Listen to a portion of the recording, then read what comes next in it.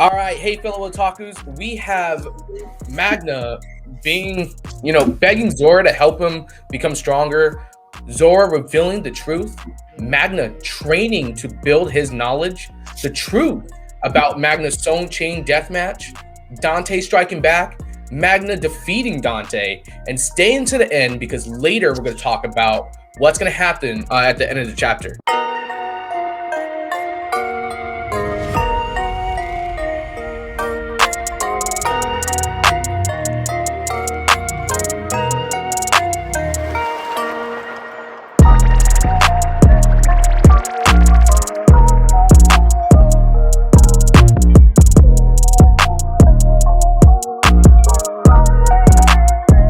Welcome to Otaku International Podcast. I'm Ike Senpai. This week we're going to be talking about Black Clover, Chapter 292. Here with me hosting today, we have Kiwi-Cha, Andreach, and our special guest, ChillyCracker. We're also going to rate the chapter 1 out of 10, have a live Q&A about the chapter, and we're going to open the chat up for any questions. Please keep your questions until we say to post them. And before we start, join our Discord and be a part of Otaku family. We talk about all types of animes, mangas, and manhwas that you can think of. It's toxic free, great people from all around the world. Join us and talk to other people just like you. Now let's get this started. Magna begging Zora to help him become stronger. So this part right here, I kind of feel for him, him being, well, I'm going to say he's the weakest one out of all of them, out of the entire Black Bulls, and him coming to Zora just on his knees begging. Like this is a really, bringing him down to earth type moment for him. What do you think about this part of the chapter, Kiwi? I think it's really nice for him to be very humble about it, because what I see, like, he was more of a very competitive with luck, and I feel like he finally got the humbleness kind of thing. So I felt like it's something that should be commendable. Actually, I really like how he is very wanted to think about like he wants to basically, I'm trying to find the English word for that. Like he was very compassionate with how serious this situation is. He's not goofing off as much, and he really begs Zora. Kind of swallowing his pride, right? Yeah, I see exactly what you mean. When he's actually talking to Zora about the Heart Kingdom, pretty much telling him he's not strong enough. He talks about freaking luck, freaking just blowing past him in strength and everything. What do you think about this, Chili? I feel like it's like a huge character development, because he is swallowing his pride and begging to actually have some type of help to actually help him get ahead of the game. Because if he doesn't do this, then he's just going to be stuck where he's at, and everyone else is going to leave him behind. That's true. So that is true. I really think this is like a huge step for him, even though he is the weakest out of everybody. I mean, eventually he'll probably actually catch up to them. Mm-hmm. It's pretty interesting when they introduce him at the beginning of the actual mangas and stuff like that, and they kind of make him seem like he's done. We go down the very bottom of it. Andrew, what about you? What do you think about this whole Magna begging Zora? What do you think about this part? I like it because it also flashed back to him trying to use those runes, and just showed that it's just he was practically born incapable of doing something like that. So him, just like Zora, they're both kind of commoners in that sense, and they both kind of have different origins, and they're gonna have to use their minds, I guess, their intelligence to surpass their latent abilities that they were born with. And it's interesting, but it's also, I guess you can say, it leaves a lot of room for growth in other areas in that sense, because we've seen power creep has been catching up with the story big time in terms of just the people that they've been having to face. And it'd be nice to have something that would be a debuff to bring people back down to earth. stuff like that. Like, because Zora said that, you know, the magic they have is so minuscule, they can refine it to like a unparalleled degree. I think that's just a good way for, you know, the whole power system to actually find some sort of balance instead of just getting ridiculously high. So that's what I think about it. Yeah, I exactly.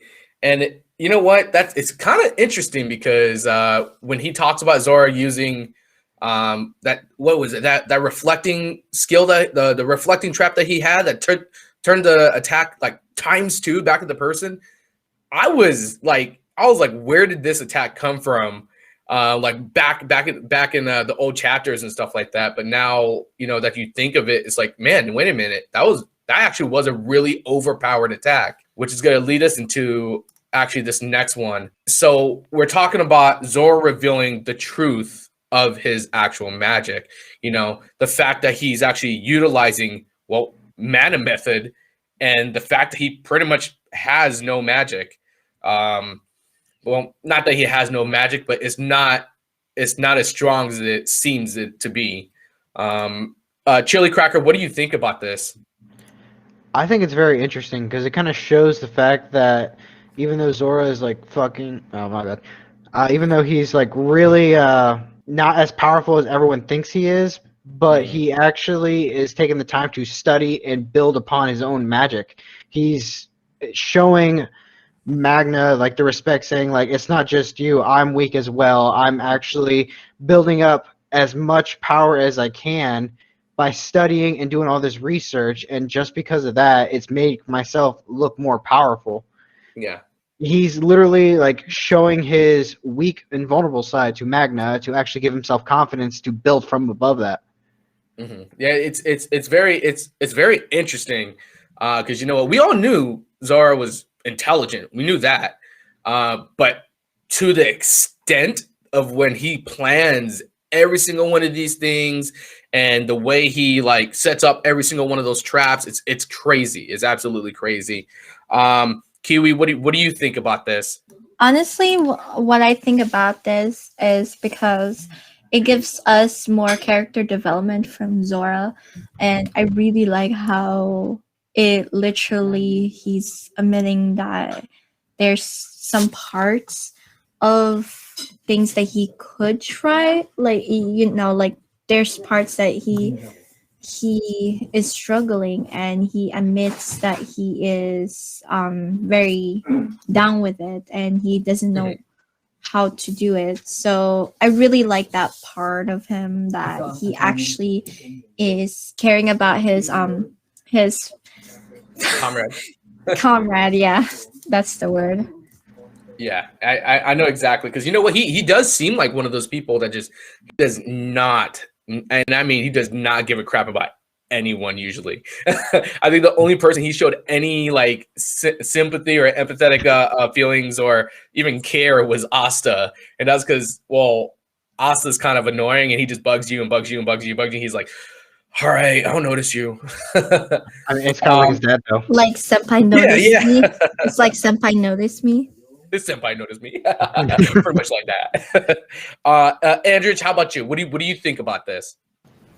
I actually found this to be really interesting, and I'm going to come off as a huge nerd by noticing this, but in the Heart Kingdom, whenever Gaja starts talking about the runes of magic that's on him, and he starts saying that he issues it commands and such, I kind of noticed that when it comes to the mana method, the difference between what Zora is doing and the difference between what the Heart Kingdom mages are doing is that they're taking natural mana from the area and turning them into runes to give them commands. And what Zora does, and it makes sense if you go back and look at like the chapters of fighting that he does, especially in the more like conventional means of his traps, like the first match of the I have the Midnight Sun like tournament arc or whatever, the first match. He essentially uses those same runes, but with his own magic to issue specific commands to basically happen under certain circumstances, right? So the moment Asta got hit by his poison trap, there was a area of effect trap that went off that would essentially damage anybody who would throw spells that at it, essentially. So what Zora is actually doing is he's issuing many. He's actually using like sheer intelligence to use his magic to basically issue it commands to do certain things, and executing those things whenever those preconceived conditions are met. And now we know how he does that with his magic, and that is with the mana method that he does, like concentrating it on the circles that he writes. And now we know why it takes so long for him to write specific circles, especially counter traps, because counter traps are apparently magic. Because if you look back at the tournament arc, no one's ever seen counter traps like that before, and every single person that ever runs into Zora is always taken by sheer surprise by like their magic getting reflected back at them. Like nobody knew that this counter trap, except for him and Zara, probably nobody knew that these counter traps were really that effective. So I think this, like I said, like they're essentially just using the mana method on a smaller scale to try and effectively use their magic, I guess, and issue it commands as opposed to just increasing sheer amounts of power, which is very interesting. Something I actually realized, does Zara have magic then? I know we keep hearing trap magic, but is it trap magic or is it trap magic itself? I just thought about that because he says he does have magic. Yeah, their magic, the manipulation. His father's magic, his father's attribute was fire, and his attribute is ash, kind of like showing the ash, like after the fire, I guess you can say. So I guess it really doesn't matter what your attribute is regarding the kind of traps you want to lay. But I like to think that because of his attribute is ash, it's easier for him to place different kinds of traps as opposed to fire, which is probably more detectable. But this goes into the more technical side of things. But it's interesting in that regard. That's extremely interesting. I like that about him, actually. This shows how much of a genius he is, to be able to actually manipulate his own magic like that and to use it in that sense. Pretty much just kind of teaches you and tells you that, well, anyone else could do the same thing, which I hope they do that later on. So now we got going on here the truth about Magna's. So actually, scratch that. Let's go back a little. Magna training to build his knowledge. So now that he finds out that Zara went through all this, the sheer studying and intelligence of how to use these and ways to use these, it kind of like puts him in this huge like training montage. But instead of like working out all the time like we see Asta doing and stuff like that, this time it's actually just studying runes and actually manipulating the mana. What do you think about this part, Kiwi? Honestly, I like it because you know how he's a brute person, so anything that is intelligent wise, he's not very good at it. So I think it's really good to have him as someone who is very, very, I don't know how to say it, but more of like going through this rune thing, give him more knowledge. You never know. After this, he might create different fire. You may never know, he might create different fire. Just letting you know that. Actually, it's pretty funny because you know what? He's not really smart. If you want to get better, you gotta study.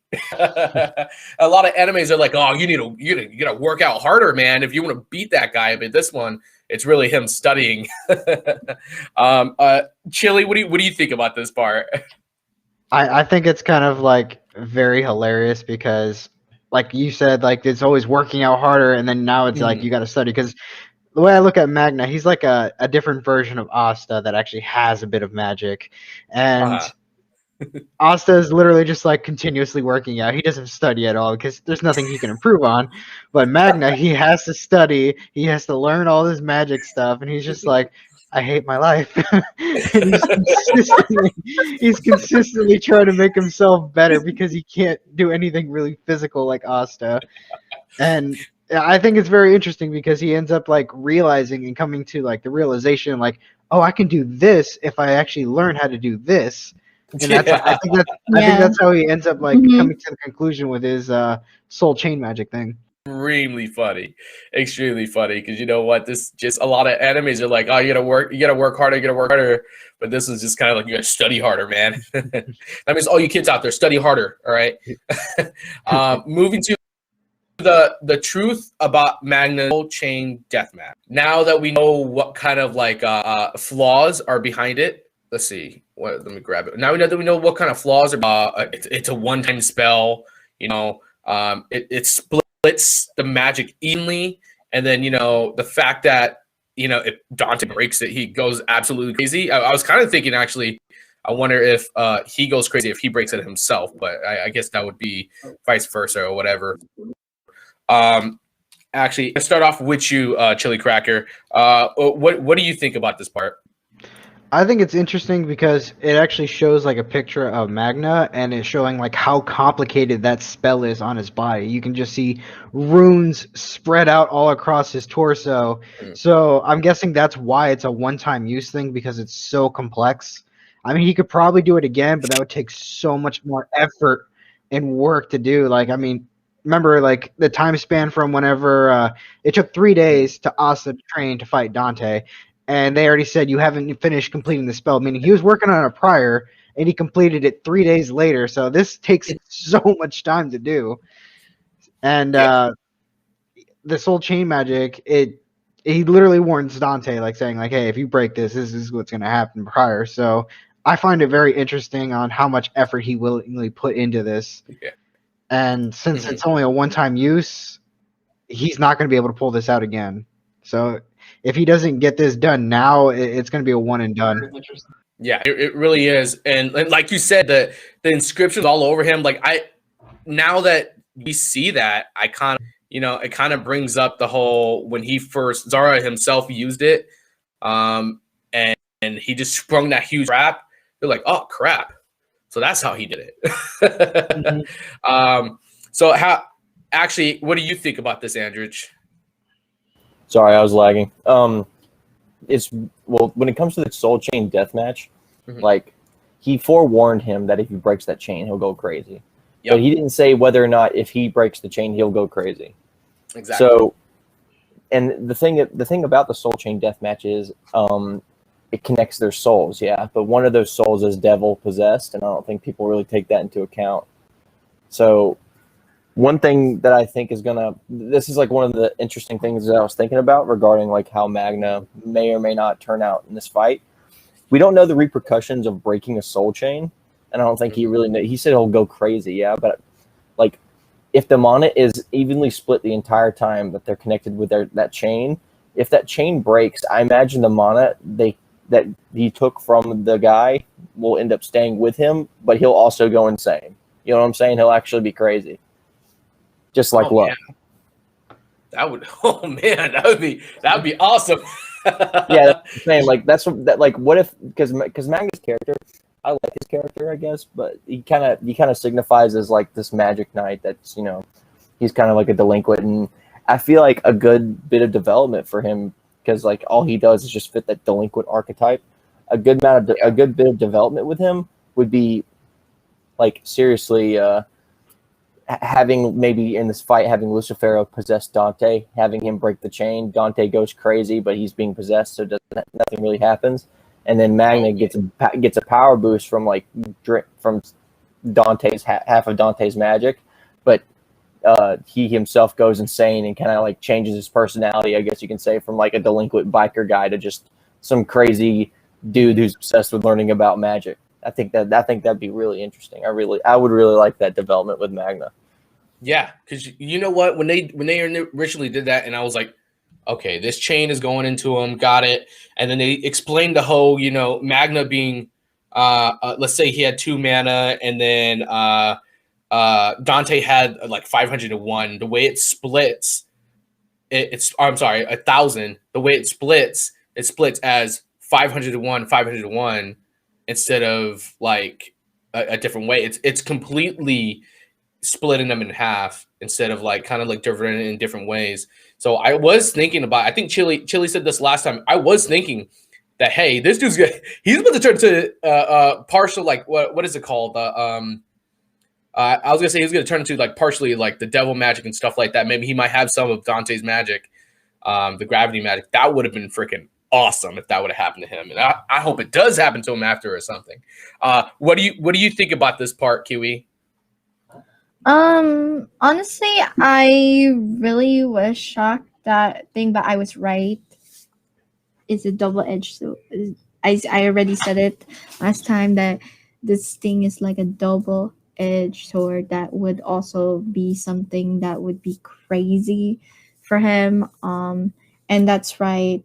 I kind of guessed it in a sense because I felt like it was risky at some point for him and Dante, but I think is between who has good endurance that would last for me. Yeah, it really does depend on who has the best endurance because it's just split it in half. I said it last time too. You split someone's mana in half, got it. You split the mana in half. That doesn't necessarily split their skills. Like Dante could still be like way stronger than him when it comes to like martial arts or whatever it is. And actually, that's moving us over to the next thing. Dante striking back. We clearly see that Dante has his gravity magic still and his regeneration magic. He's still broken. That's still a thing. He's absolutely still broken. So what is Axis like? What is Magna gonna even do about this? And can he do anything about it? That's another thing. Andreach, what do you think? Are we on to the next thing about of Magna? Yes. Dante striking back. I was looking at the bottom and I was like a little confused. Oh yeah, I mean that's the same punches that he dealt to Asta and that literally like almost killed him. So it's kind of showing how Mana actually plays a huge role in just even fist hand-to-hand combat, I guess you can say. Like if Magna went in there with like no without this whole buff that he gets from Dante's magic, he would have been absolutely destroyed. But the like the whole Soul Chain deathmatch evened out their mana, so essentially it's a battle. It seems to be a battle of wills, right? But at the same time, Dante's body magic makes victory seem almost impossible, just because even with his mana cut in half, his regeneration is just too much for Magna to probably even take down. I mean, even if you knock out Dante, who's to say he can't regenerate himself, right? So it's just like, it's just interesting. I'm not entirely sure what this whole fight's going to end up to be. I really like my theory of like the devil breaking the chain, Magna getting a power boost, and also going insane in the process. I think that'd be really good. A really good bit of development for him because he kind of comes off as this kind of insane guy. So yeah, he's absolutely insane. Yeah, I know exactly what he's just absolutely insane. It's just one of those things. And you know what? Like Dante just being able to put all this out, it's crazy. ChillyCracker, what do you think about Dante striking back? I found it very interesting because Dante literally looked down on him, saying like, you know what, yeah, just go ahead and hit me and do what you want, then go ahead and leave because you're not even like up to our level yet. And now he actually struck back. So in a way, he's kind of, I wouldn't say showing him respect. He actually finds Magna a little bit of a threat because I mean he cut his power in half, and like he said prior that it's going to be a test of wills, but. Honestly, I feel like Magna is taking the L in a way, but wasting the magic because we all know everyone has a magic limit, so they can use up all their magic eventually. If both of their powers are split in half and he fights him until the very end, he's not going to have that much magic left. Yeah. So that means Dante is going to be still in a weaker state whenever he fights everybody else, and I think that's why Magna's doing all this. He's putting up the test of wills in order to actually weaken Dante so that way everyone else can actually take Dante out in the end. Yeah. And you know what? Freaking man, when he puts that hole in his chest, I was like, oh, all right, put it down. I see you. But then, he still had his body magic, and then he started using the gravity magic on him, and I was like, oh, all right, wait up now. But you know what? They start to duke it out and stuff. And it's just it's crazy. Actually, ChillyCracker, go ahead and I want to talk about Magna's defeating Dante. Him just straight up putting the mollywop on him and just putting him straight to the ground. Like, what do you think about this part? I mean, I think it's just a huge flex at the end of the chapter, like showing like Magna is actually just being like, yeah, I got this. And I feel like as soon as the next chapter starts, it's going to be like kind of a reversal thing. But I do like how much they've improved Magna over this, because Magna is one of the weakest of the Black Bulls, but they are actually giving him a decent amount of flex. They're giving him a good flex on this, like, because everyone has been terrified of Dante, including himself. Mhm. He was scared to do this, but his magic right here, where he actually can split it in half, it's giving him a bit of an advantage, and it's kind of rising him above his peers. Mm-hmm. Yeah, definitely.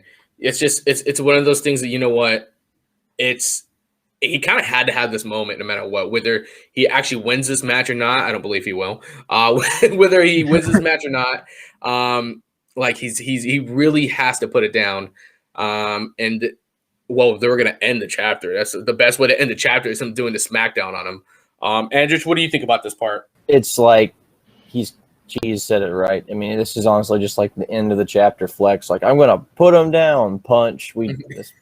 I mean, how many times have we seen this in this series of like someone being like, yeah, I just won the fight, aha, and then everybody's like, oh, it's like Veto like taking Austin's arms and just turning him to gelatin after he stabbed him in the abdomen that one time. It's honestly just like it's just art for the sake of art, I guess you could say at this point. It's nice. It's cool to see Magna like going all out with the brass knuckles. I just don't like his. I'd love for him to be like some crazy mage in the future. I just don't like the whole like brass knuckles kind of thing from him. It's just like he's not as strong as Asta or Yami. Like, he's not. And they give him like fire brass knuckles to like signify that he's like, yeah, I'm Punk and I'm gonna fight this guy. Like, it's just so like I don't know. Like, I'm kind of just underwhelmed. I love him fighting him, and it's like, I think it's cool because it just shows like it shows that a peasant can rise above his standing, but at the same time, just like, Absolutely. You know what? But actually, you know what? We talked about it in the last chapter. Kiwi brought it up, and it was the whole factor, you know, Magna being able to manipulate lava. I would have liked that better, honestly. I would have liked it if he like all of a sudden he was like, you know what, I can be hotter than just flames. And here's some magma. Like, that would have been so much cooler, especially to play on words for his name. Magma, you know, gotta throw it together. But you know what? They didn't give us that. They gave us the trap magic, which, you know, then again, that's also pretty freaking awesome. He's just not smart. Yeah. But like, one thing that I find interesting is like a play on his name. They call him Magna Swing because he kind of swings a bat. Yeah, and that's like his magic. But what if his name would actually change if he did go insane from this like this soul chain deathmatch or whatever to like a guy with mood swings? Swing. He would just be like, he'd be hot, and then he'd be cold. Wow. He'd be insane. That's the delinquent mode. Oh my god. How about you, Kiwi? What do you think about this part, huh? About Magna defeating Dante. Okay. Before we go that, I didn't answer that one with Dante striking back. Yeah, go ahead. But let me emphasize that, and then it will. So with Dante so Dante striking back, I was like, what? Like, that's why I said it's endurance, because what I said is because yes, you have two magic at the same time. You guys have equally, but Dante can punch you and stuff. And the problem is does Magma have physical strength of endurance? Can do anything, or does he have a chance to like block? Even if he said, oh, you can use your magic, we're still in the same. Still, it's factor of endurance. If Magna cannot handle the endurance that Dante can't handle, the fight will be over, honestly. And that's what I think, that Dante might have a huge advantage to Magma about this, but let's just hope Dante has a weaker and he has a really strong like magma sorry, I keep saying magma, like endurance. So about Magma defeating Dante, that one I'm still skeptical. Like there's no way he cannot be like, if his, like I said, I talked about this last week about his power needs to be magma representing his name and more harder than it is. That's why I wanted him to have using this as a trap magic. Like it is cool having the same level as power, but can he that's the question. Can he, while he's chained up, can he develop a new spell while chained up? Because he's kind of have the same power level as Dante. Can his, can he not find a new, what's it called, new spell that he can freaking wipe things out? But the problem is, if he did like try to hit Dante, does it affect him? Does it affect his soul? Does it crack? That's the one thing that is dangerous about this soul death thing that he connected. It's just to me, this is kind of dangerous. And for me to see him to be victory is unlocking a new magic spell while you're in chain with Dante, because because if he unlocks it, like, okay, this is the power that I hit, and he unlocks a new spell of fire, he can beat Dante. But that means that spell is reserved. He has to train his magic in order to produce that once he has it on his book. Just like Noelle. Like, yeah, she popped it one time, and now Noelle's getting hang of it. She can use it. I want Magma to use the same tactics as Noelle. Even though Noelle maybe, like, she has enough magic. Yes, very powerful, but she could not. Her magic is way too much to control. To Magma, he needs more magic, so he needs to train his mana control. And that's why I kind of wanted to learn about this. I kind of want to see if this Dead Soul, I wish it can take away Dante's power and just put it to Magma. If that's the case, that Magma is going to be OP too, in a sense. But I just hope. But that's the reason why I was kind of skeptical about Magma defeating thing, because I still don't think it has to be a third. It has to be a third person entering the fray. That's what I think. Oh, okay. And into the fight. Yeah, I see what you mean. Yeah. You know what? Actually, I was thinking the same thing. I think honestly, I think Magna and Magna fighting Dante is going to turn into this. It's going to be Magna fighting Dante, Zora setting up traps.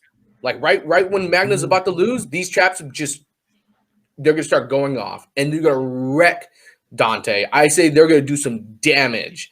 And then when Dante is like on his last leg, he's like, I can't believe I let you guys get me to this I don't know, pathetic form. And then Jack's going to show up behind him and be like, what, you thought you were done fighting me? And it just going to destroy him, hopefully. I hope he destroys him. Still doubt that, because, like I said, Dante hasn't reached his 100% with Lucifer. Yeah, he hasn't. So I really doubt that even with a trap magic, even think he could still pull up. Didn't they reach 100% when the gates opened, though?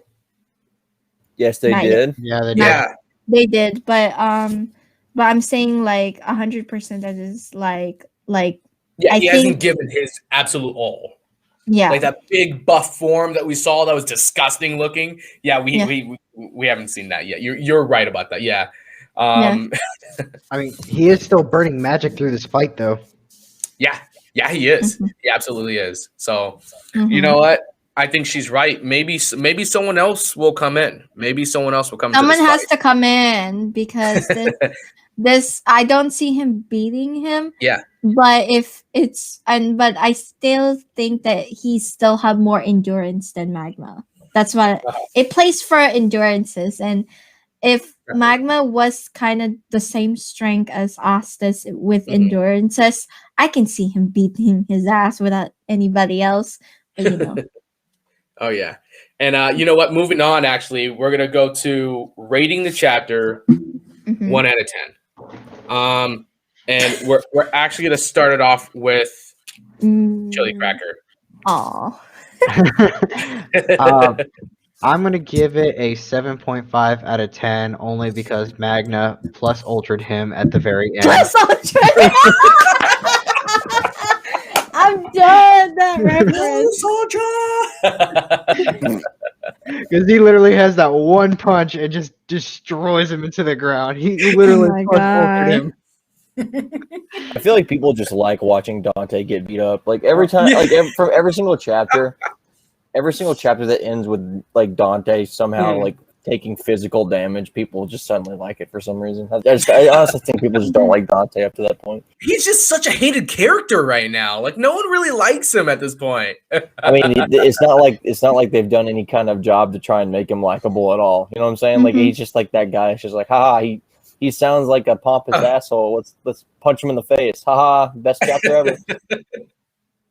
Oh man. Do you have any more to add to that, Chili, or no? I don't really do. I actually like this chapter overall, even though he's not my favorite character, but he actually improved himself a lot with this chapter. Yeah, I know exactly what you mean. All right. And now Kiwi, what do you think? I have to give it honestly 6 for me. 6 out of 10. Okay. Why 6?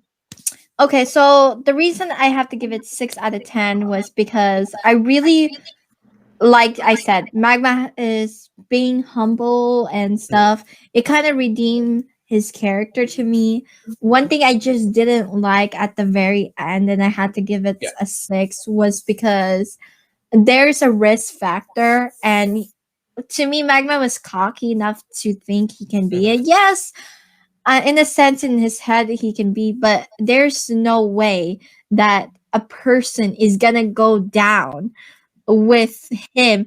Because I want Asta to do it. Because Asta, to me, Asta beating Dante is kind of like, because it felt like when they took Yami away, it's kind of like an L for Asta. And I don't see Magma like win. Like I don't want him to take that W away from Asta. Honestly, I want Asta to be the one who slice and be redeemed, like he did with I forgot the 2 demons' name now. Lilith and then I forgot her. Naman. Yeah, those 2. Just like how Asta did it, I want him to do it with Dante. Honestly, I want to see that fight. I want to see him with his union form with that, because he didn't have his union form when he was fighting with Yami and thing. And even if he sacrificed his arm, he still was not that strong when he was with his union form. Now that he has his union form, I want to see a clear fight with that. And that's why I kind of have to give this a 6, because of Magma. I just don't think it's right for him, the one who think he wasn't there to the fight. So for me, like, if you really want to feel like, oh, I made a mistake, I shouldn't let my captain, it would be Asta. I want Asta to take that one. But I feel like Asta is the one who's gonna help Magma in to this, and I think cut the chains. I feel like that he was the one who's gonna cut the chains and stuff. But other than that, that's my overall rating. All right. Okay. Andreach, how about you? 7. 1 out of 10. I mean, I don't think it's like 6 worthy. I don't think it's like that bad, because I mean, it's still kind of solid action. And to say that you wanted Dante entered that fight being so pompous and casual that he went into that fight knowing that he wouldn't be defeated at all. and he also went to that fight there to collect a human being and bring him back. And for him to be beaten at all by Yami and Asta, in my opinion, was like a win. So, so like, so for him to be like, I think honestly too that like an all-out fight between Dante and Asta at this point in time would be like a bad idea, because I don't think he wants to show the level of power creep Asta has right now in terms of just like, because Asta took him down with literally still half power, just an upgraded arm, right? Just because he had anti-magic flowing out into a katana, he was able to slice him and take him down. Yeah. And Dante was going to die there if Xenon didn't come and pick him up. That's just the way that it says that, like, Dante said he wanted to fight Asta again, but I feel like Asta just outclasses Dante because of just the power of anti-magic, I guess, being able to nullify everything. Yeah. And coming back to the chapter, though, the reason why it's a 7 out of 10 is because it kind of gives you a bunch of it's juicy. It gives you a bunch of different lore in terms of just what characters have been doing now for the past 6 months and before they even joined the Black Bulls. Like, we got to see, I knew for a fact what's his face, Zora. Zora had to have some sort of secret base or something that he does to hang out and get intel, and now we know how he has all that intel about like the Magic Knights, like the Royal Knights selection exam. Now we know where he got that intel from. It's like he literally spends every amount of his free time just studying, trying to master trying to master magic, because all he has is ash magic and placing ash on the ground.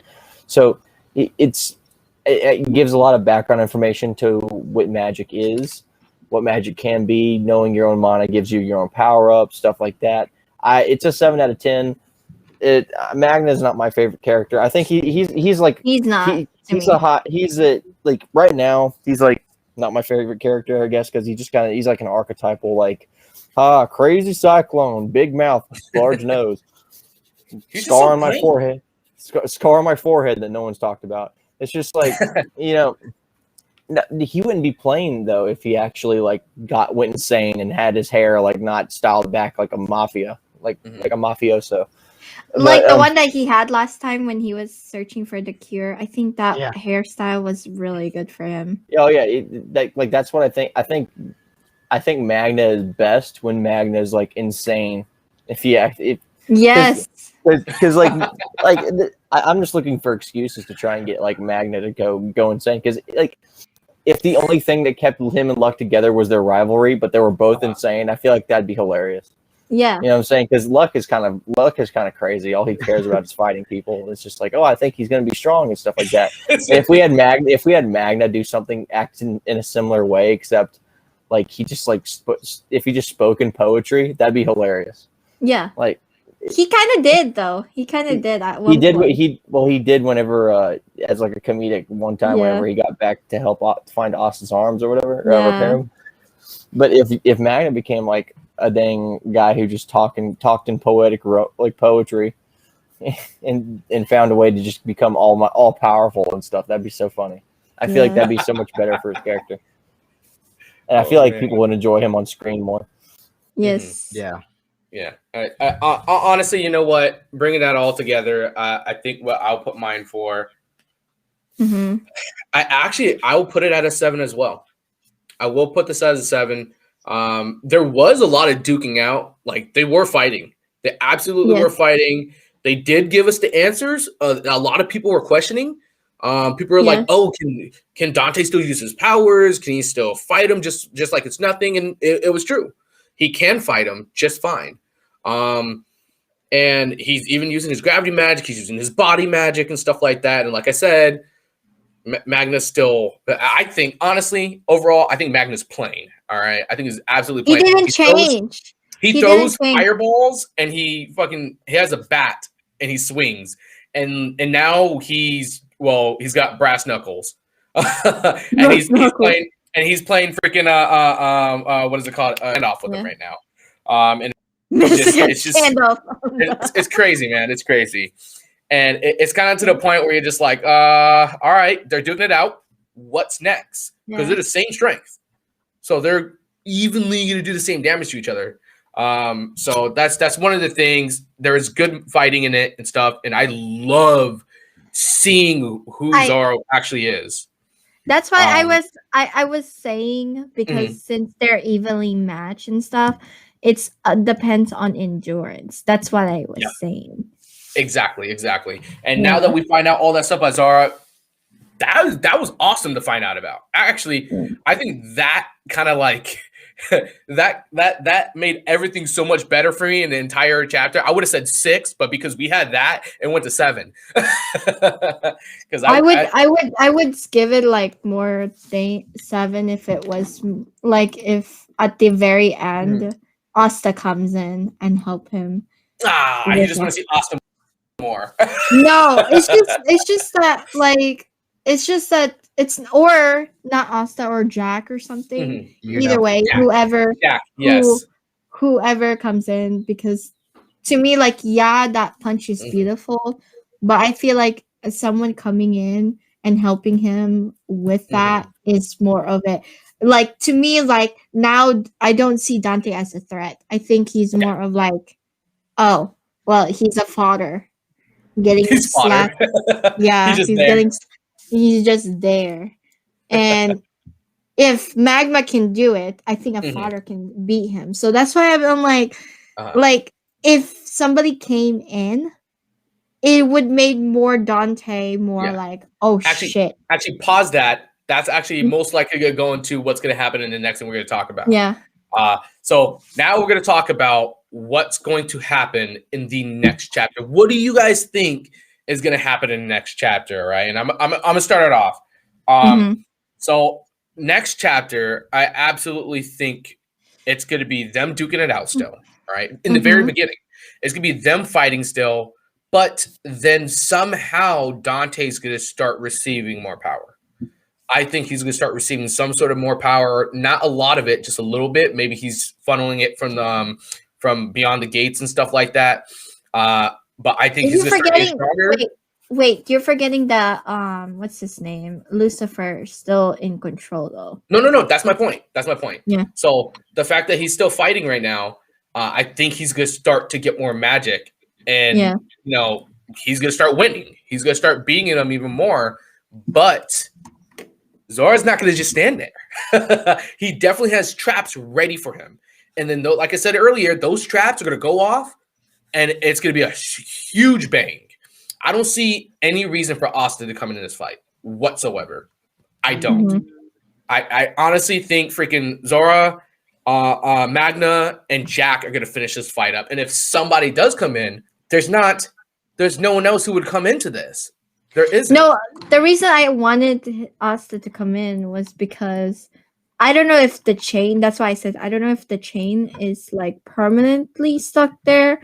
I wanted someone to take that off as soon as Magma. Yeah. Done. Oh, yeah. I know what you mean, but I think that's going to play a role. I think that chain's still going to play a role because, one, when Zara starts freaking doing all that stuff and starts attacking him and stuff like that, Dante's going to sit there and be like, you know what? Screw this chain. He's going to pull it off, and then it's going to happen. It's like it's going to he's going to go crazy, and then Jack's going to take advantage of the situation. I think that's what's going to be the next chapter, and I think that's what needs to happen. I think there needs to be kind of like a oh shit moment for him, and freaking all three of them capsizing on him. Absolutely, I think that needs to happen in the next one. I think it's going to happen in the next one. On that, actually, Andreach, what do you think? What do you think is going to happen in the next chapter? A multitude of possibilities, man. We could honestly, next chapter, for all we know, we could go back to fighting Zemo. Yeah. So I don't really know. It's, if I'm being honest, it's I'd love to see that happen. I'd love to see Magna go crazy, mainly because like his personality is kind of getting dull at this point. 290 something chapters in, like his personality needs to be changed a little bit, and there needs to be actual repercussions from this war for the Black Bulls. I'd love to have just a Black Bull that, because especially Magna, who's kind of like a redeemable, like a sad character, like he's like Asta, except he doesn't have the anti-magic, right? Yeah. So he literally is just like, I throw fireballs, profit, and they're trying to fight a demon, and he doesn't want to be the weakest link of the Black Bulls. So it's kind of just a redeemable thing for him to try and like use everything at his disposal to essentially fight Dante. But I think it'd be honestly just a great repercussion from this war to have like Magna irreversibly changed by Dante. I guess you could say, like, Kiwi, you said Asta to break. You want to see Asta break the chain? I don't think that's going to happen. I guarantee you, Lucifer is going to break the chain. Like, he's going to try and take over. Yeah. Lucifer is going to break the chain, or better yet, he might even corrupt the chain because he has control of Dante's soul. He could literally. That's why I was saying, like, and yeah. But to have Magna like be a repercussion of the war would be really good. In my opinion, I don't think he. I don't think he should die. But I think he should be crazy. I wanted consequence though, a consequential, because this is an arc that is like for Magna or for Dante. For Magna, consequential. Oh, you want him to like receive some sort of consequence? Like he said, repercussion, like something that kind of. Some sort of rebound. No. Like, you know how sometimes in the war and stuff, and you have some scars and stuff, even though that you win the war or something, there's still some stuff on it. I felt like this would give him more character development if he like basically like if he loses something. Yeah. As within him. Okay, I see that. Okay. That's interesting. On that, what do you think is going to happen in the next chapter? Me? Yes. Okay. What I think about the next chapter, it's kind of shocking, but I kind of want to go back to like not with Yuno, but I actually want to go with Noelle and the others. I actually want to go back where like what's the other group doing, like Noelle's group and stuff, because I kind of still want to do the ultimate magic. I want to see the ultimate magic. What was the training about them? I want to see like their evolved versions. I kind of want to see that. Honestly, I can't wait. My one fight that I'm waiting for is Noelle versus what was it? Like her mother. You want to see more fan service? We know. No. What I mean is like the demon like the one that killed Noelle's mom. That is the one that I really, I can't say his name, but yeah, I really want to see that, because to me that will bring out like how strong is Noelle's magic is, and especially with Charmy and the rest. I kind of want to see what's going on with them as well, and how much improve. I see that. I absolutely see that one. And you know what? It's just one of those things that I do. You're right. I do want to see what's going on in the next one. So they need to hurry this up. I want to see everyone else. Yeah. Oh man. Actually, ChillyCracker, we did you already, right? Yeah. No. Oh no, we didn't. That's what I thought. ChillyCracker, what do you think is going to happen in the next chapter? Huh? Okay, so what I think is going to happen is I think Dante is going to try to power up as much as he can with his WEG magic, and it's going to have an effect on Magna. Because it's not, or it is? It is, because WEG magic having an effect on Magna, it might drive him insane per se, because we already saw what happened to Nero whenever she used demonic magic, and she ended up getting the horns. So if this happens to Magna, I mean, he could probably lose control, and I'm really thinking, I'm agreeing. He's gonna get a horn. Is he gonna get a horn? I hope it gives him powers. Yeah, I think it's gonna give him a boost per se, but I think he's gonna go out of control. And I'm agreeing with Kiwi on this by saying Asta's gonna intervene and just cut the chain in order to stop that overflow of WEG magic going into him. I took that one another level. Yeah, and I feel like at the very end of the next chapter, the next level of the Demon Gate is going to open up. I feel like that's coming real soon. Gosh, They just barely finished the first one. Yeah, we don't know how much time has passed for Asta right now. Yeah. Right? And they're still fighting the freaking everyone's still fighting the triad. Like this, oh man, that's gonna be God. And I don't think the Majugula fight, you brought up the Majugula fight, that I don't even think that's like that's nowhere near being finished. Yeah. I think Homegirl's getting smacked right now. I think she's getting mollywopped. What is Yami's girlfriend? Charlotte. God, Charlotte. there you go, Charlotte. Yeah. God. That's gonna be crazy. It's gonna be absolutely crazy. And you know what? I'm excited to see these next ones come up. It's not confirmed that it's his girlfriend yet. Girlfriend. Hey, I think Yami has a crush on her. It's just he doesn't know how to. He doesn't know how to show it. He's oblivious. Oh gosh. No, he kind of did. I think he's trolling her. He's trolling her secretly. Oh gosh. What is so you know what? We're actually gonna move on. Yeah. We're gonna move on to one of our favorite ones, the Q&A portion of this podcast. And the first question we have down here from Catherine. Let me just pull that up. Let's see. Who do you think is going to get the final hit in this battle? Okay, all right. You know what? I think Jack is. Jack is gonna get the final hit in this battle. Come on, I want him to get the fight. He got his ass whooped so badly, and it's to the point where he's a captain, and all these dudes are fighting. You know, you gotta show that you're a freaking captain. You gotta get up on that horse. I think he should get the final blow. I don't think Asta. I don't think anyone else. I think he should get the final blow. What do you think, Kiwi? No. No. Because for me, like I like Jack. I'm not trying to say like, you know, he shouldn't.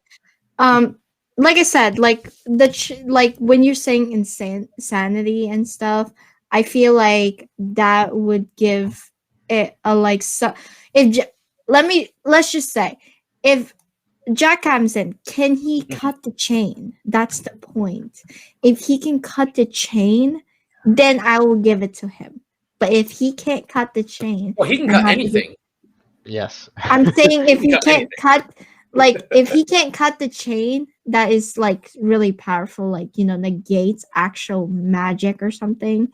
Then to me, I feel like I have to give it to Asta. But if he can cut Magma before he truly get to the insanity or something, like, you know, because Lucifer is gonna take the factor. We know that Lucifer, we don't know how really strong he is and stuff. So we know we really need to know how this thing, and I don't think we're even in the middle yet. I think we're still in the beginning stage of this arc. So I really don't think that we're still this arc, I'm not gonna lie to you, is gonna be super long. And I felt like the moment we get into it, I felt it's long. It's not gonna be finished. So I just hope we could see more of like different things. And yeah, I just like, this is a one-time use for Magma. So I want him to, like I said, evolve and actually face some kind of thing in this war. If not, then I don't see him. What's the point him coming in with this Dante and stuff? That's the reason why. Final hit. Yeah, so that's why I kind of want to have to go with Asta with this one. All right, Asta. You think Asta's gonna get the final hit? All right. Yeah. On that, we'll go with Andreach. Who do you think is gonna get the final hit? Between Dante and Magna, Lucifer is going to get the final hit there in the whole battle. Dante, Magna, Zora, and in the whole battle. Yeah. In the whole battle, it's going to be Jack. Hold on. I hate to say it, but I think Jack is probably the safest bet when you think about it. Because think about it, like, what person would they like to kill the big bad to reduce the amount of power creep in the show? It's going to be a captain, and it's going to be the guy that they just had hyped up for the past couple of chapters. And I honestly like Jack. Jack is a very interesting character in my opinion. He's probably one of the more interesting captains. I'd love to hear about how he actually became a captain and actually signed up to work to fight alongside Julius and Yami and stuff. I'd love to see him meeting Yami, and I when their rivalry starts, I kind of want to see that. Yeah, they're very similar. Like they hate it, but their magic is very similar in that regard. Jack can sever anything, and Yami is just basically a swordsman. So anyway, but yeah, I think Jack's probably going to get the last hit in this entire fight, if I'm being honest. Yeah, that's I was thinking the same thing. Chili. So the way I look at it is, the way this fight's going to end up, I feel like the person that's going to get the final hit on Dante is going to be Lucifero. I feel like Lucifero is literally just going to be like, oh, you can't handle this, and he's just going to take over Dante completely. He's literally just going to make Dante useless, in my opinion. He's going to make Dante his bitch. That's right. Yeah. So pretty much, I feel like Lucifero is literally like, okay, you can't handle this, obviously, so I'm just gonna take over your entire body and just murk everybody. If that doesn't happen, then my hand's gonna go to Zora, because we haven't seen what he's done yet. So if Lucifero does not take over Dante at all and murk everybody, I'm gonna say Zora. Okay. All right, Zora. All right, that's what I'm talking about. You know what? That answered it all for us. We have next question right there at the top. Do you think Asta will help Magna and Zora during this fight? So I know you're gonna say, you've been saying it the whole time. I honestly don't. I don't think Asta's going to help at all. I don't see any reason Asta to even come into this fight. I don't. I think he's already been there. He's done that. He fought him earlier.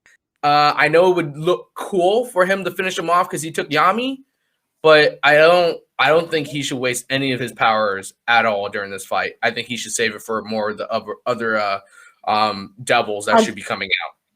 Oh, okay. Yeah, that's what I think needs to happen. What do you think about that, Andreach? Ditto. Like, if Asta shows up here, it's just going to be stupid.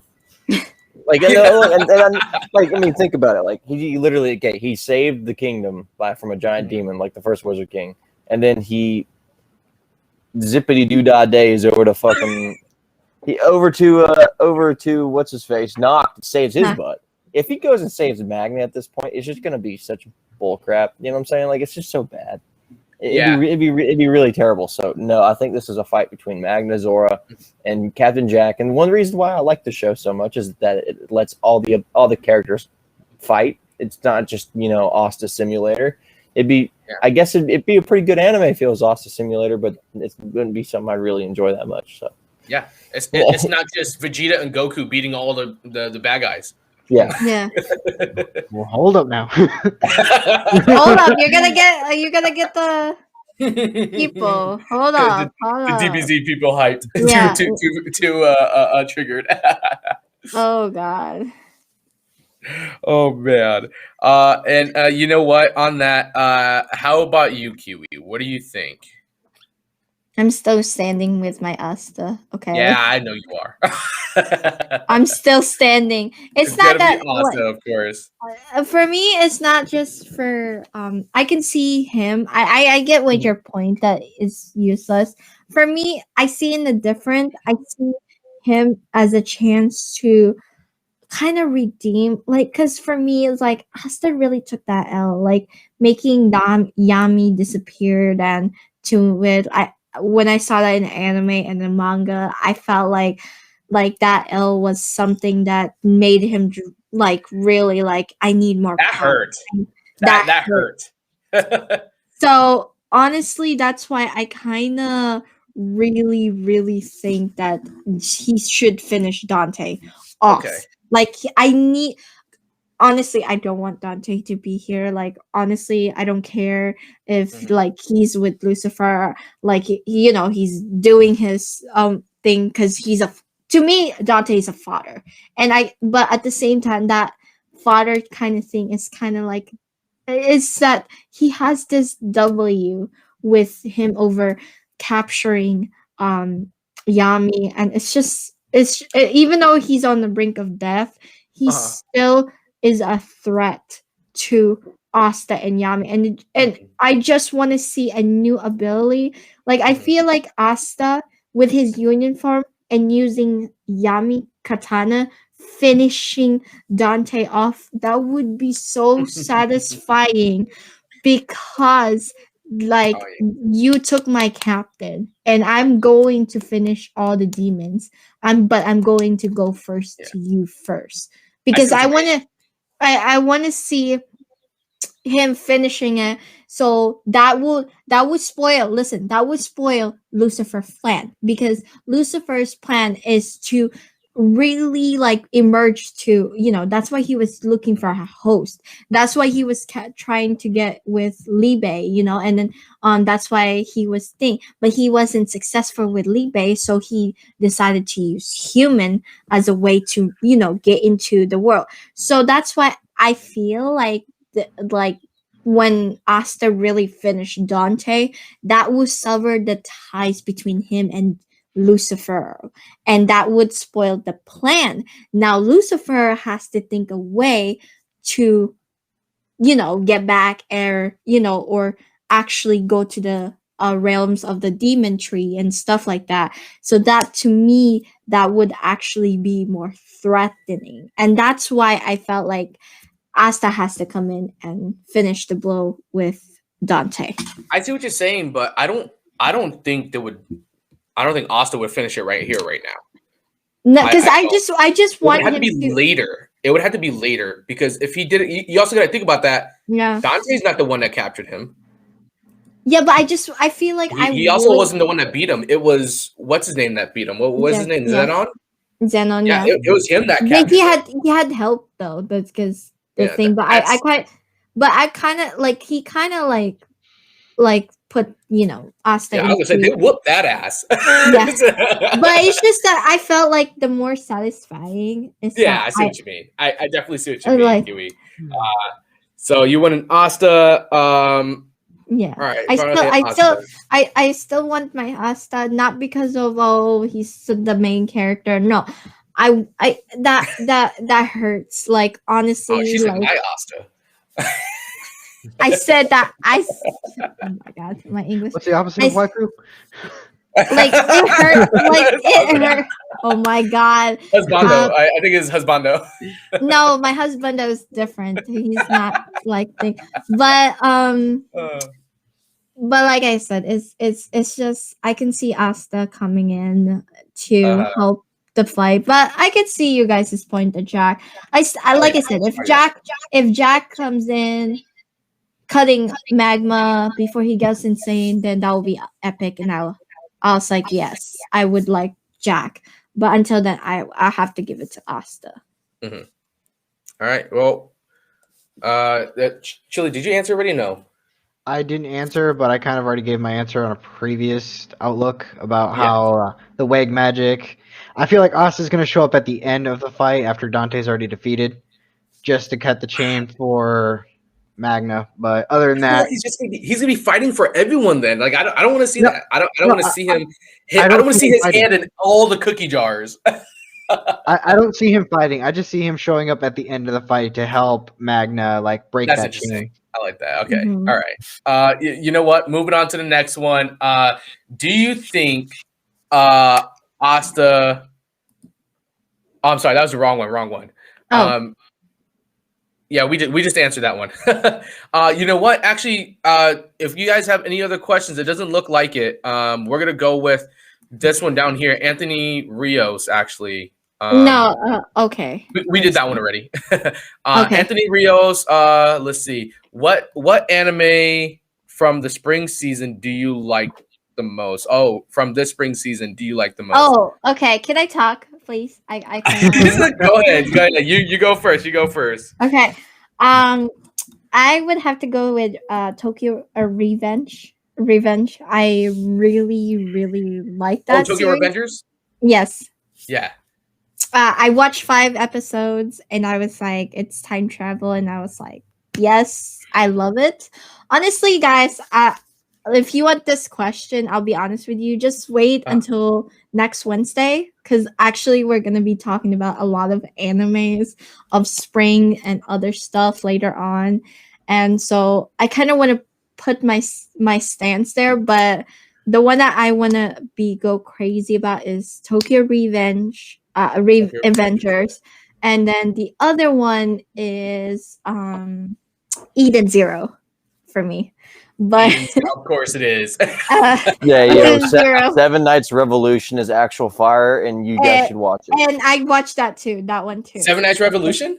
I don't think I. Yes, it's actually good. It is really good. I really like that one too. I usually I don't know, Fruit Basket. I would actually recommend you guys to watch Fruit Basket. They actually the remake version, because this one they actually followed the manga. Don't watch the old ones. The old ones kind of bunch. You're saying it all, lady. But yeah, what anime? Just one. Okay, but that's it. For me. Would you say Jobless Reincarnation's a spring anime too? Yes. Yeah. Yeah, it would be. Jobless Reincarnation's really I thought good. it'd be a winter. Oh, I think it's still winter. Yeah, no, it's still winter. It's winter. Winter. Spring is right now. From right now. Not in the States, man. Spring's almost gone. I see what you mean. You know what? Actually, I'm gonna go. 86. Yes. Right now. Oh my god! Yeah. Oh, holy shit! 86 is so good. Killing it, man. It's it is so absolutely good. killing it. It actually is, dude. I forgot about that one because it's 86. I was surprised. I was like 86. What is 86? Yeah. All right. Yeah, I watch watched this. it. I watched it. It's actually so in depth. I enjoy it so much. Yes. I look forward to it, dude. I actually look forward to it every Sunday, and I'm so happy it exists. It's good. It's been. You know what? I was reading Tokyo Revengers before all this started and stuff like that, and I binged it. As soon as I found it, I binged the entire thing, and I spent my entire day reading it. But when 86 came out, I stopped watching Tokyo Revengers. I stopped watching it just so I could watch 86. And I know I'm watching a lot of other animes, but yeah, I look for 86 to come out right now. that's my top of the list. It's just really good, guys. It's one of those animes that, like he said, it's very in depth. It's got action. Oh man, too much feels actually. Honestly, I'm not gonna lie to you. I know I'm gonna get hate. I'm gonna hate, but I know I'm gonna hate. Nah, you ain't gonna get hate. Go, say it. But I liked 86 and Tokyo Revenger better than Jujutsu. I'm just gonna be honest. Dude, it's not from this though. Dude, actually, no, you know what, dude? Unpopular opinion, I actually agree. I mean, I like Jujutsu Kaisen for a little bit, dude, but then after it started getting about him, after it started being all about the internal struggle of one demon taking an interest in another guy, and they just start meeting with other people. I don't know. I just kind of lost interest in the show because the art it was fantastic. Don't get me wrong. But the characters is just so forgettable. Honestly, what I think it is a lot of people are actually kind of I don't want to say this, but they're kind of getting annoyed of shonen because it's the same thing over and over and over and over, and the main character is the same thing over and over and over and over. It's just going over, and it's just used to it. People are getting used to it, and so when these new things come out, like 86, Tokyo Revengers, you got a Shadow House, you got all these crazy mind blowing, and you're just like, oh crap. And you just burn from them, and you actually have to think during these animes. Not saying you don't have to think during Jujutsu Kaisen, but I think that's what it is. A lot of people are kind of in that mood. The reason why they didn't like Jujutsu wasn't. It's because I guess when you think about it, is that I wanted to discuss this with everybody in the Otaku too, in the team as well, and everybody is. I think the reason we like the characters is because of there are very appealing characters. Like Asta is very appealing character. We like his personality. He has very appealing character. No, I'm talking about like What, shonen? why. Yeah, I'm talking about shonen. But for some reason in Jujutsu, the main character, he was kind of bland to me at the beginning. Like I read it and it was really good at like in a sense, but I already saw that many tropes to so many animes, even that kind of story wise, and I felt like it was kind of redundant to me and wasn't. I was because for me, I was looking It for was shonen. Jujutsu. No, I said I was looking for a new unique. Like I'll be honest with you. It was shonen again. Pretty much, I feel like people aren't realizing that shonen is a brand. Like it's like a genre. Mhm. So like all these Mhm. shonens, they're gonna be the same. It's the same mean, thing over It's and over. not really the same, but like It- if you think about it, In my opinion, Jujutsu Kaisen is living proof that you can like compare Jujutsu Kaisen to like modern Black Clover. Like you can have a good story that makes up for crappy artwork, yeah, but you can't have good artwork that makes up for crappy story. That just Yeah. doesn't make a good anime. yeah, When I hear Jujutsu Kaisen, it makes me think of Naruto. It really Yeah. does. Yeah, I was gonna say that. Yeah. Like I said, But it's the mold. It's the shonen. It doesn't mold. help As long that as you throw it in it doesn't there, help it's with the okay. dub version, dude. The dub Yeah. version of Jujutsu Kaisen Oh. is literally called Sorcery Fight. It's so stupid. Like why I would didn't you even call it? Why would you call an anime Sorcery Fight? yeah. Say Is that like really for the dub example, version? Yes, that's what they call the dub version of Jujutsu Kaisen. Is called Sorcery Fight. Who would watch Sorcery Fight? No, seriously. Like, oh man, I can't wait to go home and watch Sorcery Fight. Oh my god. You know what? We stopped Chili from answering his question for so long. Yeah. Chili, Yeah. what is your answer, huh? I know you've been excited. I saw you shaking in your chair, ready to say it. Well, I don't know what you're talking about. So there are three animes that I'm really liking for the spring season, which is obviously My Hero Academia. Yes. Um, I can't yeah. wait for that one. Welcome to Demon School, Kirima-kun.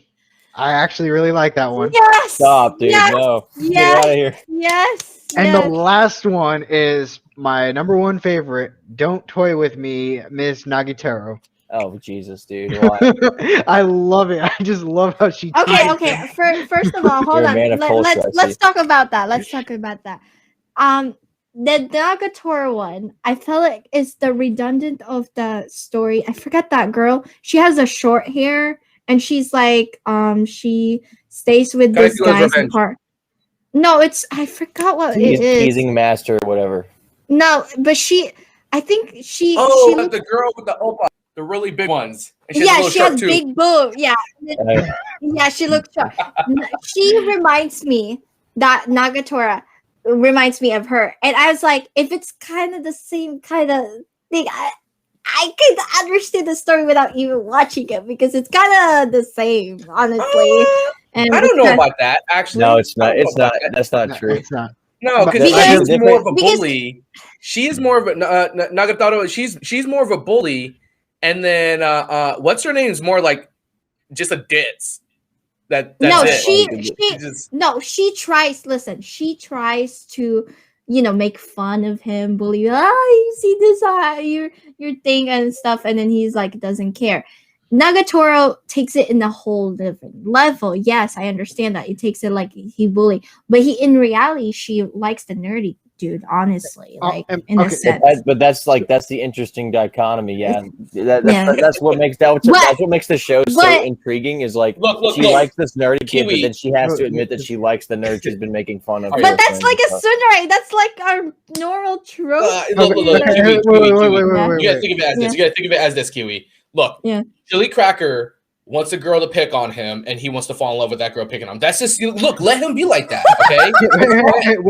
Wait to call me out. Way to call me out. But anyway, Yeah, dude. Actually, like that's what I've been reading about. It's just like wow, all these tropes about women making fun of men and just like Yeah. guys just want to be stepped on in the anime Don't worry, community. Chili. I got you. I'll pick on you. You can fall in love with me. hang on. One minute. Okay, so the main reason why I like it, compared to the first episode to where it's at now, he was literally a shut-in. She starts picking on him, and now he's actually starting to stand up for himself in certain situations. She's helping him improve as a person. By mercilessly As bullying him into a she corner. makes That's him frustrated in high school. yeah, Yep. and mercilessly bullies him, dude. Like So, that's the thing. Yeah. Like I don't like. Listen, I read the manga. I think the manga is actually better than the show because just watching Yes. watching a show like that kind of hurts my face. Yeah. Reading it is so much better, but but watching a show like that kind of just hurts.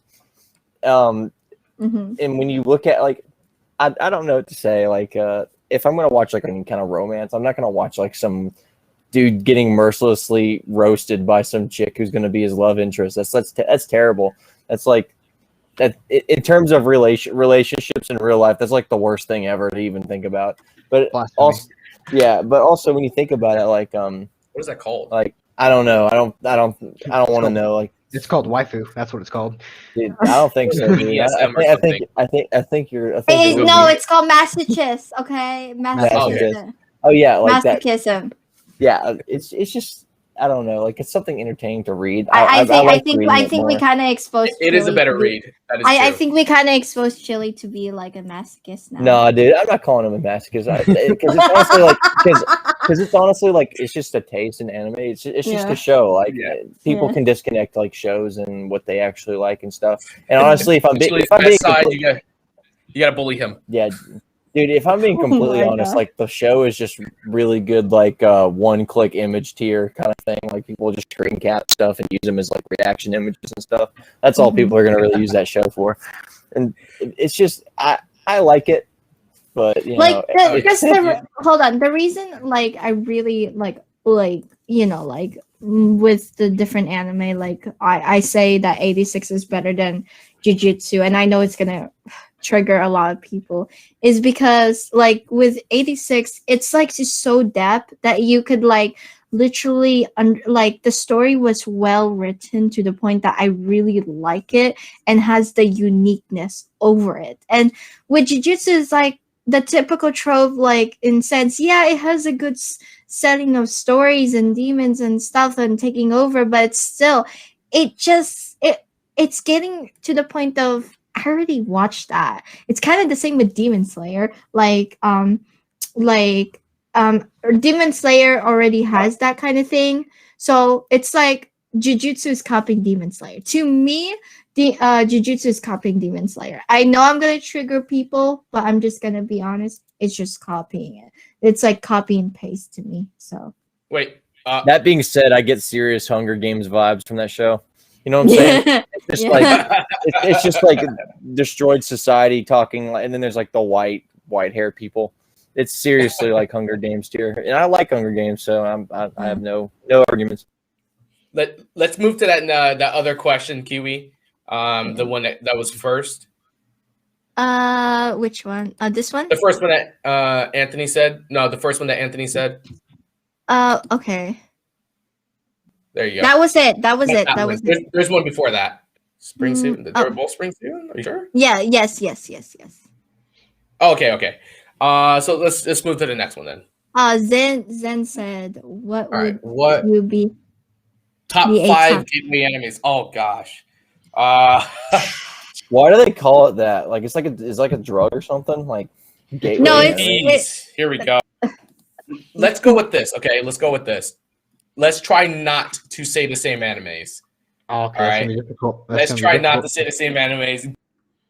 Okay, but wait. Before we answer this question, let's find out what exactly is a gateway anime. What would you say is a gateway? Like, how would you classify a gateway? A beginner. Dragon Ball Z. Someone who's never watched anime before is a gateway anime. Something that leads you into more. So, like, let's say this anime will make you watch more animes, like that. Yeah. So it makes your life worse, is what you're telling me. Yes, yeah. Which, you know what? We're going to start with Kiwi for this one, all right? Honestly, I kind of already said this question. I figured. Like, answered it. Like, never have I ever put them up. Yeah, I kind of already said this answer, but I'm going to be honest with you. It depends on what people prefer, because I can't just give you an anime and say, oh, it's a really good anime. It's basically prefer, like, for example, Lady, like, throw a gateway anime out there. I would say My Hero Academia. All right, that's one. I would say Death Note, because Death Note was popular. I would have to go with Naruto, honestly. As a And gateway? yeah, because Yeah. Naruto was Yeah, I'll take that. something hit. I would have to go if they really want to go to depth with like the classics. I would have to go with Inuyasha as a good way of a game. Oh yeah, yeah, that's good. Inuyasha was gonna be a good gateway Give me for the sacred jewel. classic. Yeah, for classics, and I think for Merton, I would have to go with. Let's just say, I would have to go with Black Clover for more of like to for people who hasn't. I would have to go with Black Clover. For me. Not Attack on Titan, that's too much, but yeah. You either die in Black Clover or live long enough to see yourself watching High School DxD. That's what. Nah, he took it away from me. He took it away. Well, Andreach, what are your five? What are your five, man? Dude, I don't know, man. Like gateway anime, I guess anything on Netflix, because like it's just like Netflix is the place where like net animes kind of just go to die. I guess you can say like whenever they've seen. Listen, okay, you guys have to agree with me on that. Like by the time it gets to Netflix, it's been seen by like it's like 5 years old at that point. You know what I'm saying? Anime on Netflix is where it goes to die. I'd say for an intro anime, Sword Art Online. That's easy to digest, easy to understand. People like playing video games. So much. That's usually the first. That's usually the first anime anybody ever watches that I know. You know what I'm saying? Like, what's the first thing you ever saw? Oh, Sword Art Online. Where'd you see it? Oh, Netflix. You know, like stuff like that. For another one, I guess. Death Note's pretty good. It's just no. How about this, Andrew? What would make your friend like who hasn't watched anime? What would you recommend them? If I wanted to watch, if I asked my friend to watch an anime that they think would be good, I'd show them two animes. I'd show them One Punch Man, and then I also show them Mob Psycho 100. Those are the best. Psycho. Those are the best animes I've ever seen. It has a really good mix between just that's what I'm talking action about. and comedy. Those are just, in my opinion, masterpieces of like artistic masterpieces in terms of just anime. Because every other anime looks the same. If I may be so blunt to say, like while the people might look different in the anime, the art style is usually the same. It's just One Punch Man and Mob Psycho 100 just have such a unique take on art styles and presentation that it's something that will stick with you for a long time, and it's one of my favorite shows, honestly. But in terms of gateway anime, like anything on Netflix, just watch it and cringe probably. I think Chili wants to say something. Yeah. How about you, Chili? How about you? I'm appalled. None of you guys said DBZ. That is hurting my soul. DBZ Dude, is life. You want to get into anime? Just watch these 1,000 episodes, dude. Like, holy. You might as well be watching One Piece. Hey! We have a One Piece fan in here, dude. Be careful. Okay, so my five would be DBZ, Bleach, reincarnated as a slime, Oh, Really? ReZero. they're all isekai though. That's besides the point. Except for Bleach. Bleach is not. I'm surprised you didn't say Konosuba. Oh, I didn't think of that. Anyways, and my last one would have been Psycho-Pass for like a darker view. I like Psycho-Pass. I kind of can't get really into it because just like the shock value of everything gets lost after the first time you watch it. But, like, What about Hellsing? I actually never seen it. Oh, no, that's not- the art style is so old, dude. Like That is not a first time. Dude, I'd be watching like a '50s commercial before I watch that show. Like it's people. I think it should be it's Hellsing so- Ultimate. Yes. Yeah, Hellsing Ultimate. That's a little more modern. If you want to enjoy watching something interesting, like just for like a one-time viewing kind of thing, I would watch Trigun, that movie they made about Trigun. Yes, Trigun. Yes. You know what? Actually, you know what? Me thinking about it. My five. I will go with Full Metal Alchemist. Ooh. All right. I will go with Full Metal Alchemist. I know some people here don't like it. Original or Brotherhood? One person. Oh, which one? Which one? I will go with Brotherhood. Okay, okay. good. Okay, good. You chose wisely. Okay, so here we go. If you do watch the original, you have to watch the movie. Yes. You have to. Like, Gives if it you a don't better watch the ending. movie, it's not a good ending for the show at all. If you don't watch the movie, because the movie literally concludes it, like completely. But we're going with Fullmetal Alchemist. Brotherhood. Man, you guys already said it all. Yeah, Fullmetal Alchemist, Brotherhood. We got It's a really good Cowboy show. Bebop. Oh no, I forgot about that one. Dude. I do like Cowboy Bebop, but It's more, dude. Like you watch Cowboy Bebop God, when you're it's just hard. like You guys when said you're a lot looking for an anime. You know what I'm saying? I've never seen it. Hey, here we go. Freaking Sword Art Online. I will say no. First season of Sword Art Online will get you hooked in any type of like isekai or freaking like video game trapped into the game type thing. It Only absolutely- the first 13 episodes would, not even the first season. Yeah, exactly. The first 13 Exactly. episodes. when they're in the original game, game, that is the only one I would watch. The rest of them, Yeah. Underworld was good. trash. Underworld was good. You cannot give I'm that. not gonna lie. Then But to say that Underworld is Hey. at, but to say that Alicization is a gateway anime is kind of a stretch. You know what I'm saying? Because Yeah. Alicization is literally Yeah. like almost 40 something episodes. I mean, And Gun Gale was Alicization, good. well, honestly, nah, Gun Gale is kind of trash. all of them are trash. Gun Gale is I'm kind not of gonna lie, trash. like it was pretty bad. I like the lightsaber. It's cool, like the lightsaber and stuff. Like, it's like, wow, a lightsaber, it's so epic. But at the same time, it's just like, what is this? Like, what is this shit? Like, what is that show, dude? It's Okay, like- I think we should move into a new question. Oh, I didn't even. Yeah, he didn't even finish. That's And we fine, can't dude. I mean, I made my I couldn't point. finish. But since let me finish. Okay. Yeah. You said Bleach already. I can't say Bleach now. I say Hero Academia. I can't say that now. I absolutely do like Soul Eater. I think Soul Eater is definitely a really good one. Absolutely. But Alright. but It has that unique art style that I was talking about, but I like at the Exactly. same time, it's like, And I will say it will be. you know what you forget to say?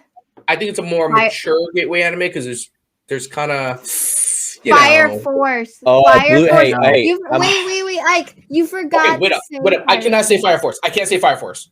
Blue I can't. Exorcist. yeah. I can't was about to say say, Fire dude, Force. I'm on Netflix right now, and I'm looking at them. Blue Exorcist, Saint Seiya: The Lost Canvas, pretty good. Then there's The Adventures of Psyche K, that's hilarious. Then there's Gurren Lagann. We forgot about that one. But wait up And- very quick. I can't say. I want to say this right now. You cannot go with Fire Force because Fire Why Force. not? You introduce someone first into Fire Force, like, oh my god, there's tits and butts everywhere. Oh, what is this? Oh, what is this cat girl? And she's just constant fan service the whole time. Like, You mean her? yeah, for a gateway, no, that's not a gateway. I would not show that to, like, so when I first got my wife into anime, I would not introduce her to that. that would literally beating the crap out of the MC. That would fit the spectrum of people like, oh my god, anime is just like hentai. That's all it is. That would fit that spectrum. Devil's a part timer. I got someone into anime. Yes, because of that. that's what I was gonna say. That one is That is so what I was gonna funny, say. dude. I love that show. I'm gonna rewatch it after. I this, definitely honestly. was gonna say Devil's a part timer, and Yeah. the next one would be Your Lie in April. Yes. No, that's just so sad though. Yep. Yeah, but Yes. that gets people to realize that like anime is not just a cartoon. Yeah, it's got a lot of feels. Has actual There's- story to it. There's a lot. Of If feels I to it. wanted to introduce someone to slice of life, I do Toradora. Oh, yeah, that's a good one. I know. Nah, What? that's not a really it good was- one. It was a good one. Yeah. Toradora is a good like, for it's good, for a gateway anime. It's so good. It's good, but I will have to go with Angel Beats. I try to figure it out. I Or- try to figure out what Toradora is. Angel Beats or Clade. If you wanted something to make you cry. Clanad. Clanad, yeah. Charlotte. That one is gonna make you Charlotte, cry. dude, Charlotte is so good, dude. It I'm really already is. crying. You just had to bring that up. I'm already crying now. Dude, Oh, Charlotte. that The would- last that would be couple all- of episodes of Charlotte are. That would be Intense. all of mine. Do we have any more questions? Because most likely we're gonna close it out. We're gonna have one more question. That's all we're taking. Let's see. Do you guys have? I think there were questions. Oh, okay. This one. Oh my god, it's a Naruto question, but okay. Deucin said. Oh my god, it's a Naruto. Deuce, and I will not forgive you for this. There'll be no no when it repercussions. comes, here we go. When it comes to Naruto, what changes did you want to see in the end of part 1 to change Naruto forever to mature him in his cruel world and Sasuke? I'm not answering this question. In I didn't part watch 1, Naruto. like Naruto 1, not Let's see. Shippuden. Yeah. Wow, I'm not answering this question. I didn't watch the show. that's a deep question. Oh my god, I'll start that off. Okay. I actually would not change it. Same. And the reason I wouldn't change that is because they left that so, like, I don't know, it was brutal. It was brutal the way they left that off. It was crazy. And it really, I don't know what else I would do, because he left them bloodied and passed out and just left them there on the ground. Didn't give a crap. Left them there on the ground. So I think that was a perfect moment for him as someone that's leaving the village. Because we've always heard of rogue ninjas. We've heard of it. But we don't really hear what led up to that moment. We don't. We just know that they left their village. And that was one of those moments that showed what a rogue ninja could appear like. So it's just like, I don't know. That's what I think. I would not change it. I thought Naruto, the ending of Naruto was actually perfect for him leaving the village. I think he needs to stop acting like a little whiny bitch, though. That I really do think, but that's beside the point. But that wasn't the ending though. That was like 60 episodes before the ending. Oh no! All that other stuff was trash. That's okay. Here we go. All that stuff after that fight and when Sasuke walked away, that all belongs in trash. That should never happen. But for the next person, Kiwi's freaking going in and out. So Kiwi, it's all you. Go ahead. Okay, so I'll be honest with you. The end of Naruto, the first one, I don't like the Shippuden. We're gonna fight if you think Shippuden was good. I don't, because I have my reasons of it. Because the ending sucks, okay? And the filter. She's upset that Neji died. It was the best fight in all of Naruto. No, listen, Neji. Best. Like, okay. Let me explain to you why I didn't like it. Was because go with the first part first. Go with the ending of the first part. Okay. The first part and the ending of Naruto. We can rant about Naruto another time.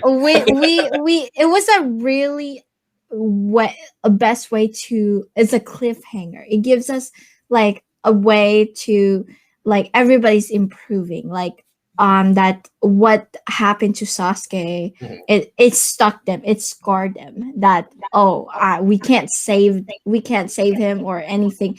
It literally put a scar on them that they really need to put more effort and more they need to fight, and they need to stop acting like a little kid, and they need to actually bring him back because he's too deep and dark about it. And I really like the first. I'm not gonna change the first part of Naruto. It was actually really the best. I love that.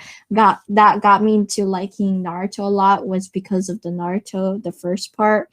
But one thing that I didn't like about the Shippuden part was the last part. I just didn't like the last part. We're not talking about the Shippuden one. Yeah, I already finished. The first one. No, I feel like we're let's go to the next person. Chili, what about you? I do agree with you. Like after the whole Sasuke leaving, that's when it started pretty much just dying down from there. So I'm not really going to count that, but I do like your view on it. I kind of wanted Naruto to keep pursuing Sasuke, not really go rogue, but become like what Sasuke was at the end of Shippuden, more or less, like a not a rogue ninja, but a wandering ninja. I was kind of like looking forward to Naruto doing that along the lines in search of Sasuke, but I mean, he had his training. He had his training arc with Jiraiya, which did not improve him at all, in my opinion. Well, honestly, Chili, listen to me.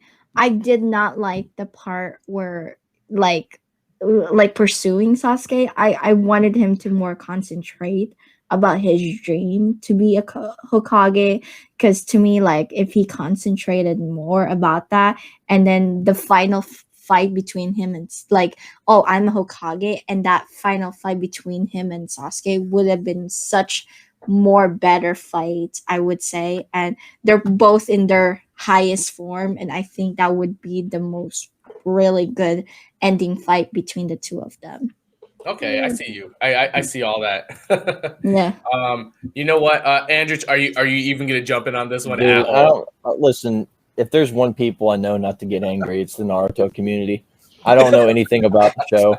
I've watched a good handful of episodes. I like the premise. I might watch more of it if I have actual time. But dude, I'm telling you, man, like, I'm not going to commentate on that. Is true. Yeah. Do not get mad. Yeah. Well, you know what, guys? That brings us actually to the end. At this time, is there anything that the hosts want to actually say or add to this before we close it out? Yeah, I do. Guys, like I said, if you want to talk about other animes like more in detail, please next week, not this week because we're doing the One Piece poll, but next Wednesday we are doing a anime discussion. So if you have any anime discussions you want to know, like what the Otaku fam wants to watch or anything, just please say that question or comment below here, and we're gonna answer your question during the stream. So yes, exactly.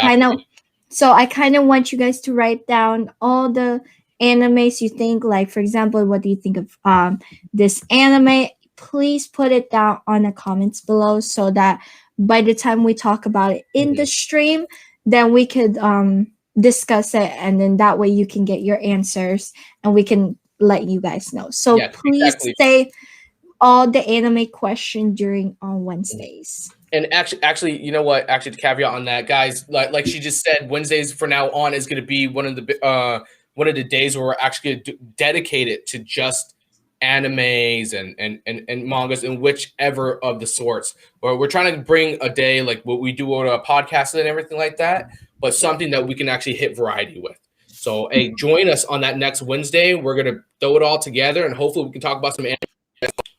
All right. And we're also going to add some mangas. So if you guys know, like for example, if you like Gods of High School or something, we would like to know that. Yeah, Soul Leveler, and that we would like to give you our intake, what we think about those series. So please save those questions that you have through that way we have a really good discussion. Exactly. All right, guys. Hey, we're gonna wrap it up. That's it for all of us, actually. Be sure to watch our live podcast again. If you guys would like to be a part of this experience, please leave a comment down in the comment section, okay? And next time in the next podcast, we'll make sure we utilize it. We go live 3 p.m. CST and 21 o'clock CET. Mondays is Black Clover and Fridays is One Piece, unless it's a break. On break. Exactly. Thank you for watching. If you want to see more of this content, follow us on our Instagram, Twitter, like, subscribe, hit that notification button, and of course comment below. One big thank you for all of us from Otaku International, everyone. Bye. Bye.